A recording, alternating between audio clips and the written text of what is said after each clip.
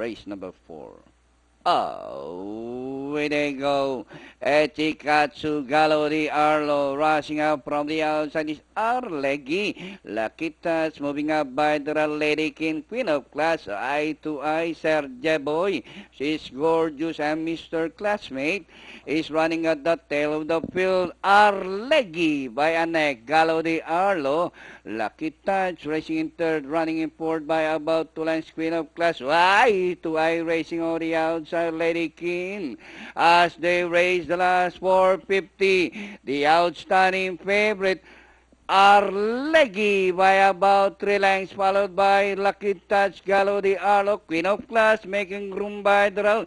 Eye to eye on the outside, but Arlegi by about 2 lengths, Queen of Class running by the round, wide to eye, Lucky Touch, and nearing the finish line, Arlegi.